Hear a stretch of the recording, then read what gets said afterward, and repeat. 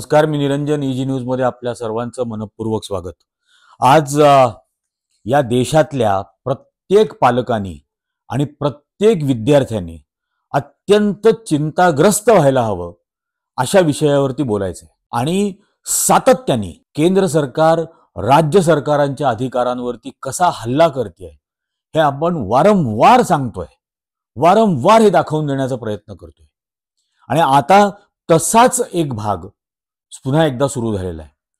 6 तारखेला म्हणजे university grand commission जे आहे, जे विद्यापीठ अनुदान आयोग ज्याला म्हटलं जातं, या UGC तर्फे 6 तारखेला एक ड्राफ्ट जाहीर केला गेला आणि तो केंद्र सरकारमधले मंत्री हेमेंद्र प्रधान यांनी जाहीर केला. आणि त्या युनिव्हर्सिटी ग्रँड कमिशनचा हा जो ड्राफ्ट बनवलेला आहे हा नवीन रेग्युलेशन साठीचा ड्राफ्ट आहे. आणि त्याच्यामध्ये देशभरात जेवढी विद्यापीठं आहेत त्या सर्व विद्यापीठांमधले कुलगुरू नेमण्याचे अधिकार जे आत्तापर्यंत राज्य सरकारांचे होते, प्रत्येक राज्य सरकार हे त्या राज्यांमध्ये असलेल्या विद्यापीठांचे कुलगुरू नियुक्त करत होती. त्या कुलगुरू नियुक्त करण्याच्या समितीमध्ये राज्यपाल हे सदस्य किंवा राज्यपालांचा प्रतिनिधी हे एक सदस्य म्हणून त्याच्यात असायचे. पण त्याचा प्रमुख हा एखाद्या विद्यापीठाचा, नामांकित विद्यापीठाचा एखादा नामांकित विषयाचा तज्ञ असलेला कुलगुरू असायचा. आणि ती संपूर्ण समिती ज्याच्यामध्ये वेगवेगळ्या विषयांचे एक्सपर्ट्स असायचे, तज्ञ असायचे, हे सर्व मिळून ठरवायचे की कोणाला कुलगुरू नेमायचं. ही पूर्वीची कुलगुरू निवडीची पद्धत होती. आता ही जी या धर्मेंद्रने आणलेलं आहे UGC ग्रँड कमिशन तर्फे, की पहिली गोष्ट तर म्हणजे हे सगळ्यांनाच माहिती आहे की आता UGCला मिळणाऱ्या केंद्र सरकारच्या निधीमध्ये जवळजवळ 60-62% केंद्राने ऑलरेडी कपात करून टाकलेली आहे. आणि आता UGC हा नवीन रेग्युलेशन देते आहे. आणि या ड्राफ्ट जाहीर करताना 6 जानेवारीला त्यांनी हा ड्राफ्ट जाहीर केला. त्या दिवशी असं सांगितलं की 30 दिवसांची मुदत देतो. या 30 दिवसांमध्ये ज्यांना कोणाला याच्याबद्दल काही सूचना करायच्या असतील, आक्षेप नोंदवायचे असतील, ते त्यांनी नोंदवावे. 30 दिवस. या देशभरामधली सर्व विद्यापीठं, मुळामध्ये याच्याबद्दलच्या बातम्या आपण बघितल्यात का? महाराष्ट्रापुरतं बोलायचं झालं तर मराठी वर्तमानपत्रांमध्ये, किती वर्तमानपत्रांमध्ये या ड्राफ्ट बद्दलची सांगोपांग चर्चा किंवा त्याचं विश्लेषण छापून आलं? अजूनपर्यंत माध्यमांपर्यंत ही बातमी लोकांपर्यंत आलेली नाही. ही या शिफारसी किंवा या रेग्युलेशन हे जे नवीन करू पाहत आहेत याच्याबद्दलची माहिती विद्यार्थी संघटना, शिक्षक संघटना, पालक संघटना आणि विद्यापीठ कोणत्या कायद्याने चालवावीत याबद्दलचे कायदे बनवणारं राज्य सरकार आणि विधिमंडळ, नुसतं राज्य सरकार नाही, संपूर्ण विधिमंडळ, यांना तरी अजूनपर्यंत या ड्राफ्ट बद्दलची माहिती आहे का? तो इंग्रजीमध्ये इंटरनेटवर टाकलेला ड्राफ्ट मराठीमध्ये महाराष्ट्रातल्या या सगळ्या 288 आमदारांना मिळालाय का? का नाही मिळालेला? आणि मग हे सगळेजण त्यावरती कधी चर्चा करणार? याच्यामध्ये शिक्षण क्षेत्रामधले तज्ञ आहेत, विचारवंत लोक आहेत, वेगवेगळ्या विषयांचे अभ्यासक आहेत, हे सगळं अख्खं विधिमंडळ आहे. याच्यावरती हा ड्राफ्ट का जाहीर केला जातो आणि का जाहीर करावा लागतो? तर त्याला पब्लिक हिअरिंग असं म्हटलं जातं, जनसुनवाई. मग जनसुनवाई जर करायची तर जनतेला माहिती तरी आहे का? या निदान त्या क्षेत्राशी संबंधित, त्या विषयाशी संबंधित असलेले तज्ञ, या विद्यार्थी संघटना, पालक संघटना, प्राध्यापकांच्या संघटना, विधिमंडळातले सगळे सदस्य, या सगळ्यांना या ड्राफ्टची कल्पना पण नाहीये. हे कधी एकत्र भेटणार? हे कधी याच्यावर चर्चा करणार? याच्यावरती परिषदा कधी होणार? याच्यावर परिसंवाद कधी होणार? याच्यावरती विश्लेषणात्मक लेख कधी लिहून येणार? ते जनतेला कधी कळणार?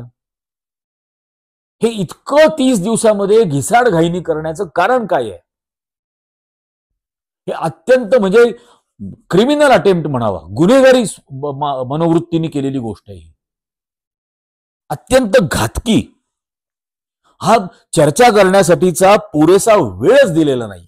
आणि हे केंद्र सरकार वारंवार करत आहे. लक्षात घ्या, याच्या आधी नॅशनल एज्युकेशन पॉलिसी आली होती.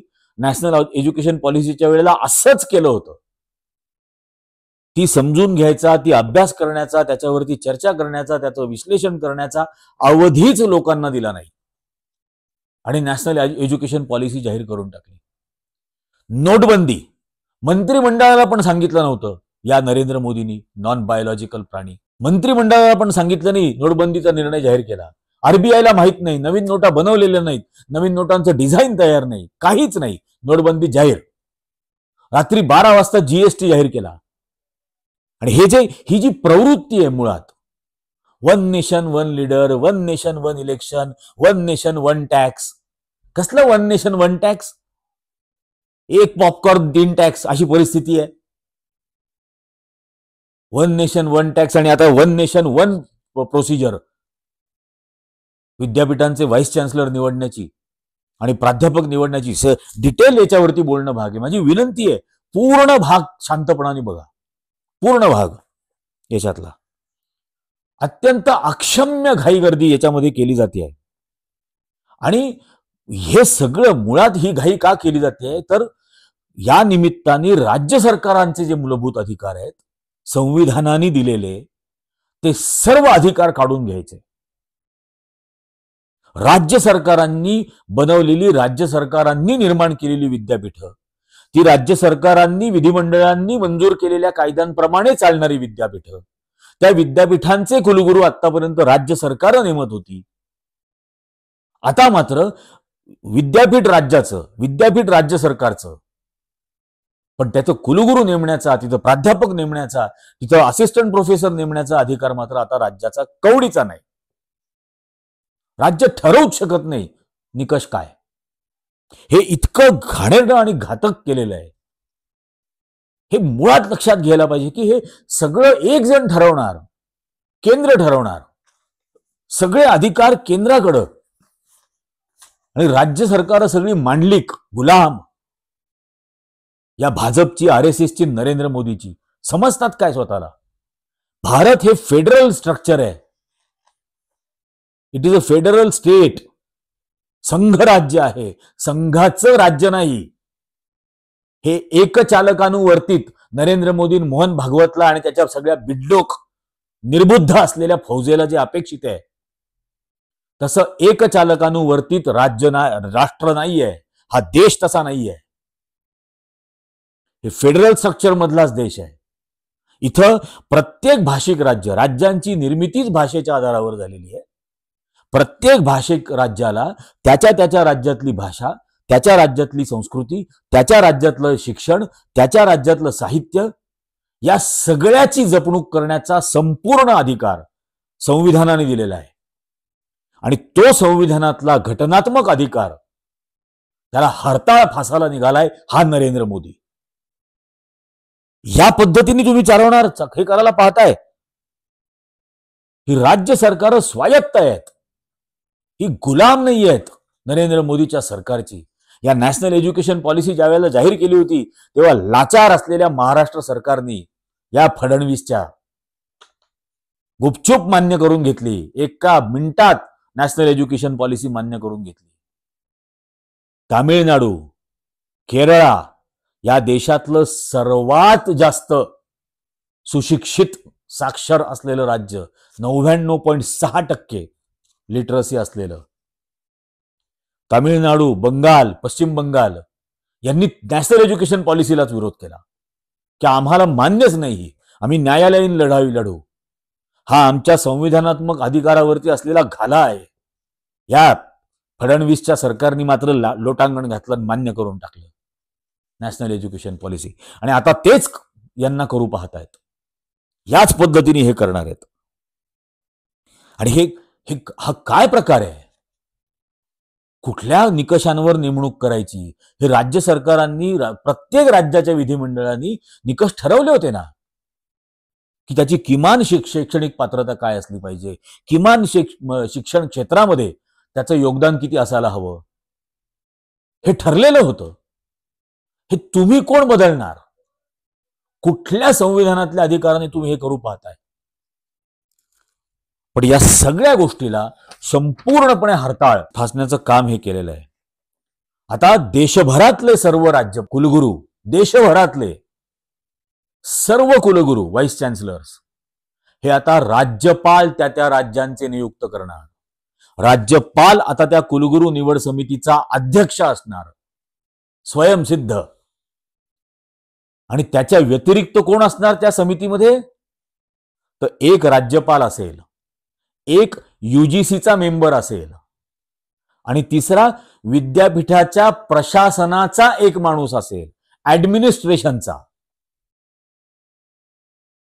या तिघांचा शिक्षणाशी कितपत संबंध आहे माहित नाही, पण या तिघांमध्ये 2 जण तर सरळ सरळ केंद्राचे आहेत.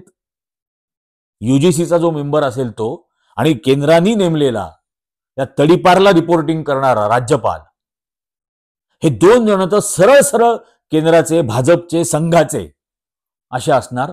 आणि ते ठरवणार आता की विद्यापीठांचे कुलगुरू कोण असणार. याचा शैक्षणिक गुणवत्तेशी संबंधच नसणार त्या निवडल्या जाणाऱ्या कुलगुरूचा. कारण आता कोणीही कुलगुरू असू शकतो. त्या ड्राफ्ट मध्ये असं म्हटलंय की कोणीही कुलगुरू होऊ शकतो, शिक्षण क्षेत्राशीच त्याचा संबंध असावा असं आवश्यक नाही. तो खाजगी उद्योगाचा सुद्धा प्रतिनिधी असू शकतो. अरे बाबांनो, ही विद्यापीठ आहेत. या विद्यापीठामध्ये शिक्षण, अभ्यास, अध्ययन, चर्चा, त्याच्यातून मिळणारं तज्ञता, त्यातून मिळणारी विद्वत्ता याचा संबंध आहे. खाजगी उद्योगाचा काय कवडीचा संबंध शिक्षणाशी? हे उद्योगपतींच्या हातामध्ये शिक्षण क्षेत्र सोपवायचं आहे का? त्याचा उद्योग बनवायचा आहे का? धंदा करायचा आहे का त्याचा, या शिक्षणाचा? आणि मग ते येणारं नवीन दिवटं जे असेल तो हे सगळं ठरवणार. हे अत्यंत धोकादायक आहे. आणि महाराष्ट्रासारख्या राज्यांनी तर याची दखल घ्यायलाच हवी. महाराष्ट्रातल्या प्रत्येक पालकांनी याची दखल घ्यायला हवी. प्रत्येक. या शिक्षणाची परंपरा आणि महाराष्ट्र याचा खूप जवळचा संबंध आहे. महात्मा फुले, सावित्रीबाई फुलेंपासूनचा हा संबंध आहे. संपूर्णपणे त्याला हरताळ फासला जाईल. आणि म्हणूनच महाराष्ट्राचा राज्यपाल राहिलेला तो टपोरी भगतसिंग कोश्यारी हा महात्मा फुले आणि सावित्रीबाईंबद्दल अत्यंत गलिच्छ शब्दात बोलला होता. कारण आदरच नाहीये, सन्मानच नाहीये, बहुजनांबद्दलचा आदरच नाहीये. त्यांनी केलेल्या या शैक्षणिक क्रांतीबद्दल किंचितही आदर नाहीये. त्यांचे विकिपीडियाचे प्रोफाईल पहा. आधीचा राज्यपाल, आत्ताचा राज्यपाल, पहिल्या ओळीमध्ये राष्ट्रीय स्वयंसेवक संघाशी संबंध, ही यांची ओळख. त्यामुळे आता हे खूप महत्वाचा हा सगळा विषय आहे. मुळामध्ये विद्यापीठ चालवण्याचे कायदे हे लोकांनी निवडून दिलेल्या विधिमंडळांनी बनवलेले कायदे आहेत. आता विद्यापीठ राज्यपाल बनवेल त्या नियमाप्रमाणे चालणार, हे होणार नाही. हे या महाराष्ट्रात होऊच द्यायचं नाही.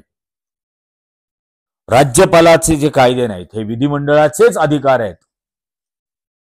कुठल्याही परिस्थितीत अशा पद्धतीने संघराज्याच्या तरतुदीचं उल्लंघन खपवून घेऊ नये महाराष्ट्रातल्या, देशातल्या सर्व नागरिकांनी. याच्यामधून विद्यापीठ आणि शिक्षण याचं जे एक बेसिक रिलेशनशिप आहे, याचा जो कणा आहे तोच तोडून टाकायचा आहे. त्यासाठीच हे केलं जात आहे. आणि राज्याचा शिक्षणाशी संबंध ठेवायचा नाही. राज्याचा म्हणजे राज्य सरकारचा, लोकनियुक्त लोकप्रतिनिधींचा, त्या विधिमंडळाचा, त्या राज्यांमधल्या शिक्षणाशी संबंध पूर्णपणे तोडून टाकायचा आहे. आपण बघितलं काही दिवसांपूर्वी शालेय अभ्यासक्रमांमध्ये मनुस्मृती आणण्याचा प्रयत्न केला होता.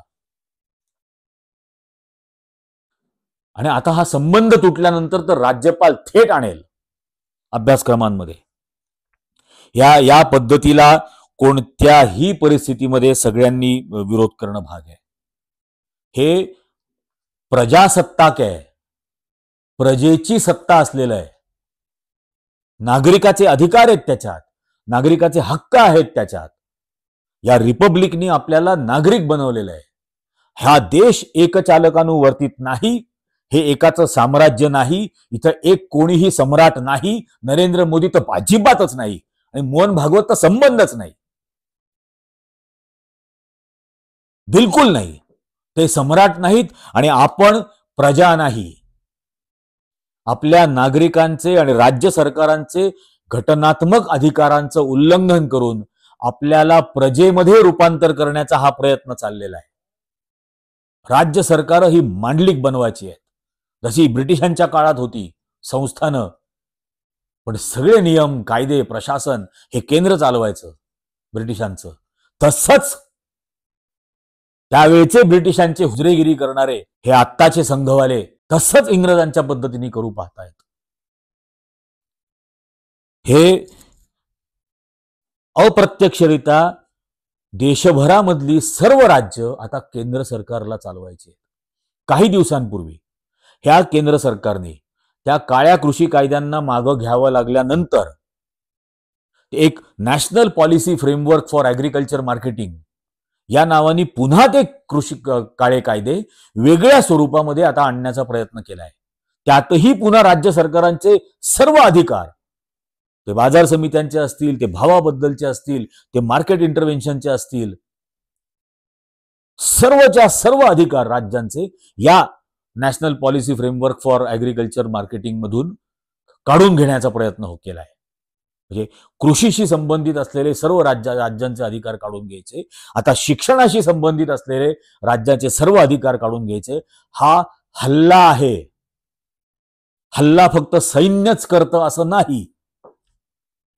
संविधानाचं नाव 1000 वेळा घेतो हा नरेंद्र मोदी, पण संविधानाचा आत्मा असलेल्या या संघराज्याच्या कल्पनेवर, या फेडरल स्ट्रक्चरच्या कल्पनेचा बळी घेण्याचा प्रयत्न करतोय या अशा नियमांमधून.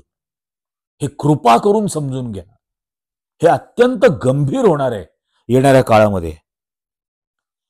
आणि याची आज दखल घेऊन याला विरोध प्रतिकार नाही केला, हे भयंकर याच्यातून संकट उभारेल. ही कुठलीही चर्चा न होऊ शकणार नाही 30 दिवसांमध्ये. आणि आज ड्राफ्ट असलेला, म्हणजे त्याला मसुदा म्हणू, आज मसुदा असलेला हा विषय 30 दिवसांनी कायदा बनून जाईल, नियम बनून जाईल. हे म्हणून गंभीर आहे. आणि त्यात पुन्हा त्यात धमकी आहे.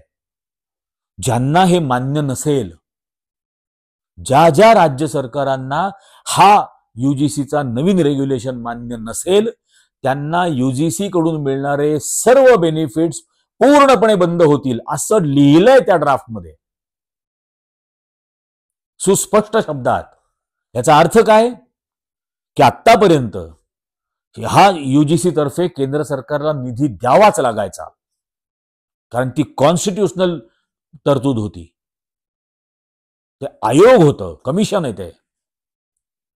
आता सांगून टाकलं की युजीसी तर्फे निधी मिळणार नाही, राज्य सरकारांनी त्यांच्या राज्यातलं शिक्षण कसं भागवायचं आर्थिकदृष्ट्या हे पाहून घ्यावं. ही धमकी आहे. आणि आजही तामिळनाडू, कर्नाटक, केरळा, पश्चिम बंगाल या राज्यांनी 3 दिवसामध्ये याला विरोध दर्शवलाय. पण हे सर्व शिक्षणाची रचना ऑलरेडी बुड्यामध्ये निघालेली ही राज्य सरकार कसा निभावणार? ऑलरेडी विरोधी असलेल्या राज्यात, विरोधी पक्षांची सरकार असलेल्या राज्यांच्या बाबतीमध्ये केंद्र कशी वागणूक देते हे आपण पाहतोय. आत्ता या टॅक्सेस मधून जे वर्षभरातून एकदा राज्य सरकारांना निधी दिला जातो, 89,000 कोटी रुपये गायपट्ट्यातल्या राज्यांना दिलाय केंद्र सरकारने. 89,000 कोटी रुपये. एकट्या उत्तर प्रदेशला 31,000 कोटी रुपये दिलेत. आणि दक्षिणात्य राज्यांना फक्त 22-23,000 कोटी रुपये दिलेत. फक्त महाराष्ट्राला 10,000 कोटी दिलेत आणि उत्तर प्रदेश त्याला 31,000 कोटी. त्यामुळे या निधीमध्ये सुद्धा केंद्र सरकार फेव्हरेटिझमचा खेळ खेळत आहे. त्यातही त्यांची लाडकं राज्य, नावडतं राज्य हा प्रकार आहे. त्यातही न्याय ही संकल्पना नाही. आणि मग इथं तर युजीसी कडून सरळ सरळ सांगून टाकलं की निधीच देणार नाही तुम्हाला शिक्षणासाठी, काय करायचं ते करा. या राज्य सरकारांनी आणि तिथल्या नागरिकांनी रस्त्यावर उतरून हे सांगायला पाहिजे. म्हणजे महात्मा गांधींनी जसं सांगितलं असहकार चळवळ संपूर्णपणाने नॉन कॉपरेशन मुवमेंट, तसं नॉन कॉपरेशन जाहीर करावं लागेल. राज्यातल्या नागरिकांनी शिक्षणासाठी थोडा जास्त टॅक्स द्यावा, पण राज्य सरकारांनी स्वावलंबी बनावं शिक्षणाच्या बाबतीमध्ये. कणा दाखवूनच द्यायला पाहिजे, ठणकावून सांगायला पाहिजे केंद्र सरकारला की नाही मान्य तुमचं हे, आम्हाला आमच्याकडे आम्ही नाही इम्प्लिमेंट करणार. ही कुठली पद्धत आणि तरा झाली. खुशाल केंद्र सरकार सांगतं की हे मान्य नसेल तर हमारे भरोसे मत रहो. आणि मुळात काय घाई आहे, असं काय देशावर संकट आणि आपत्ती ओढवलेली आहे की इतक्या घाईघाईने 30 दिवसामध्ये तुम्हाला हे करायचंय. हे तुम्ही दरवेळेला घिसाट घाईने निर्णय घेतले, नोटबंदी पासून, जीएसटी पासून, नॅशनल एज्युकेशन पॉलिसी पासून, त्या सीए एनआरसी पासून, प्रत्येक गोष्टीत. आता पुन्हा त्या कृषी कायद्यांच्या बाबतीमध्ये तशीच घाई करतायत, पुन्हा याच्याही बाबतीत तशीच घाई करणार. हे काय आणि भयंकर आहे. म्हणजे असं का नाही होऊ शकत की 30 दिवसाच्या ऐवजी आम्ही 90 दिवसाचा तुम्हाला अवधी देतो, तुमच्या विधिमंडळालाही चर्चा करू द्या, तुमच्या आतापर्यंतच्या असलेल्या विद्यापीठांमधल्या सगळ्या कुलगुरूंना एकत्र जमून त्याच्याबद्दल चर्चा करू द्या, विद्यार्थी संघटनांना, प्राध्यापक संघटनांना याच्यावर चर्चा करू द्या, आणि सूचना तुमच्या काय आहेत त्या आम्हाला कळवा, घ्या 90 दिवस. घाई तर नाहीच आहे ना काही. मग हे का नाही करत आहे? कारण याच्यावरती जर सांगोपांग चर्चा झाली, याचं जर विश्लेषण झाली आणि ती नागरिकांपर्यंत पोहोचली तर नागरिकांमध्ये असंतोषाचा आगडोंब उठेल, प्रचंड विरोध निर्माण होईल. आणि मग तो विरोध निर्माणच होऊ नये म्हणून 30 दिवसामध्ये उरकून टाका. आणि म्हणून मी याला म्हटलं गुन्हेगारी प्रवृत्तीने हे केलं जात आहे. आणि म्हणजे मला तर लॉजिकच कळत नाही. विद्यापीठाचा कुलगुरू कोणीही होऊ शकतो, त्याचा शिक्षणाशी संबंध असणं जरुरी नाही. अरे नरेंद्र मोदी, तुला काय विद्यापीठ म्हणजे तुझा भारतीय जनता पक्ष वाटतो का? की कोणी येऊ शकतं राजकारणात? काल आरोप केले अजित पवारवरती 70,000 कोटीचे, उद्या त्याच अजित पवारला बरोबर घेतलं. काल तुरुंगात ठेवलं भुजबळांना, आज त्याच भुजबळांना बरोबर घेतलं. काल त्या प्रफुल्ल पटेलवरती आरोप केले पार दाऊद इब्राहिमशी संबंध असल्याचे, आज त्याच प्रफुल्ल पटेलला बरोबर घेतलं. हा काय तुझा राजकीय पक्ष आहे का विद्यापीठ म्हणजे? की कोणी यावं, आओ जाओ घर तुम्हारा? आणि हा देश म्हणजे काय खाजदानी प्रॉपर्टी समजतो का? ही अत्यंत गंभीर बाब आहे. त्याला शिक्षणाचं महत्व नाही, हा कुठल्या शाळेत गेला होता याचे रेकॉर्ड नाही. मी याच्या गावामध्ये गेलो होतो 2013-14ला द वीक साठी स्टोरी करायच्या वेळेला. एकही माणूस याच्या गावामध्ये असा भेटला नाही जो सांगेल की मी याच्या वर्गात होतो शाळेत. एकही माणूस नाही. ही याची स्थिती आहे शिक्षणाबद्दलची. टेलिप्रॉम्प्टर शिवाय बोलू शकत नाही, हिंदी सुद्धा टेलिप्रॉम्प्टर शिवाय बोलू शकत नाही. त्याची आता लेटेस्ट उदाहरणं आली. और लोकार्पण करके यहां आया हूं.